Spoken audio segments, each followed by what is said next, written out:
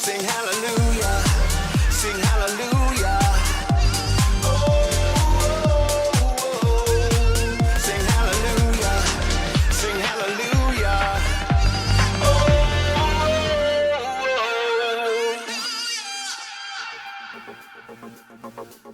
I am currently in my New York City apartment and I am so excited because I am getting ready for the season 12 finale!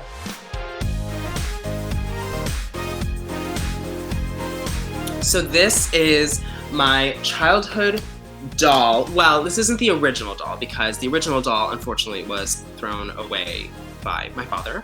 But this is I think this is like a reproduction. Her factory name is Dale, but I renamed her Vivian when I was a little child. And my mother bought this for me a couple Christmases ago when we had realized that she was thrown away. This little Vivian means so much to me because this used to belong to my mother. This is what my mother played with as a child. And like I said, this doll was from the 70s. And this is kind of what got me started in like making things. Like I would just cover this doll in napkins and call it a gown. And then that led to belting those napkins, which led to finding ways to put, you know, little rubber balloons on her hands as gloves. And it's just like, you know, I owe a lot to I have her tattooed on my side. Like I owe so much to this doll. So since I've been quarantined, I don't really have much like with like old memorabilia of my family, but I do have this picture of me, my twin brother, and my grandpa when we were really little. And I think this was when we were in Michigan. I can't really tell, but it looks like it. But yeah, that's the only thing I have right now of us.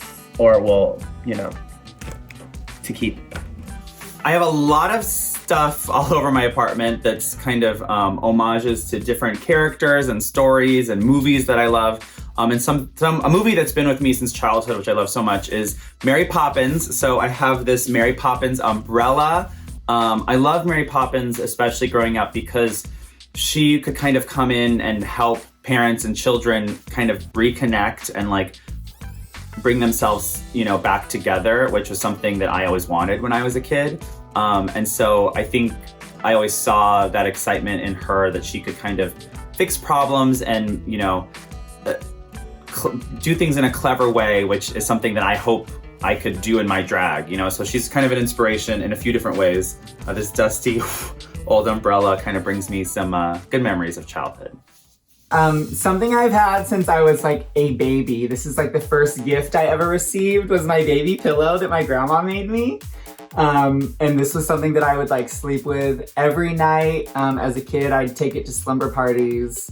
And I don't need it to sleep through the night, but I do prefer it.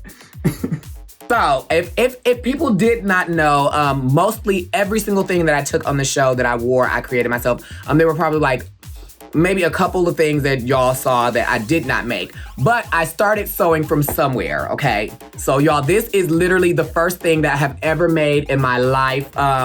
This was a bag that I made in 6th grade in home ec class. And if you wanna look, you can see all this fine detail, honey. Catch all this detail out. This was the first thing that I ever made. And if you notice on the outside, y'all, when I told y'all that I love dinosaur doctors, I was not kidding. I decorated this bag with my name, Jared, and I put the dinosaurs on there because I love dinosaurs. And I still do. Okay, so I don't have anything that I have from my childhood because I actually live like 40 minutes away from my parents, so it's all in my room. But I have something from my drag childhood, the very, very, very first wig that I ever purchased, and it is right here. It is my AIDEN ZHANE wig. No, I'm kidding. It's my Kris Jenner wig, and this was the very first one that I have. It is horrible. It is so dry and disgusting, filled with sweat, hairspray, and a lot of emotion. And yeah, she's never going anywhere. This will be with me 6 feet under. All right, so something that reminds me of home is a drawing that my sister Paloma did when she was probably 6 or 7, and she was basically sketching one of my favorite video game ever. And so this is her trying to make me happy. Isn't that so cute? So this is something that I have had since I was a little wee child. An original 1998 Furby, still in the box.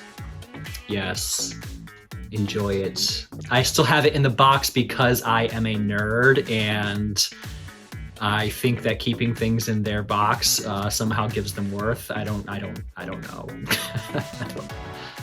I have several that have already been opened, so like I literally have like a good like 15, 20 Furbies packed away. It's kind of ridiculous. Something I've had since childhood is my Nintendo 3DS. I am a big gamer. I have played many games on it. I've even played it so much that the little Joy-Con stick has broken off. But it still works. That's the important. It still works. It doesn't matter if it's broken because it still works. So as long as it gets the job done. Well, when I was in the 6th grade, I loved musical theater so much, and there was this time that we could bring our favorite CD to the class, and I decided to bring the original cast album of Cats while everyone else was bringing Korn and No Doubt, and I brought in the Cats album, and from that point on, I was like, guys, isn't this so cool? Can't you hear what's happening to Mr. Mistopheles right now as we listen to this? And then I made matters even better by dressing up as Mr. Mistopheles from Cats the Musical and going to school in a full Cats costume. My makeup was done right. My mom helped me with it. I had a tail. She went to school. I think it was like the first time I really did drag. And that's the first time that people started making fun of me. But listen, I went to school and I sissied that walk as the biggest, coolest kitty cat in the schoolyard, honey.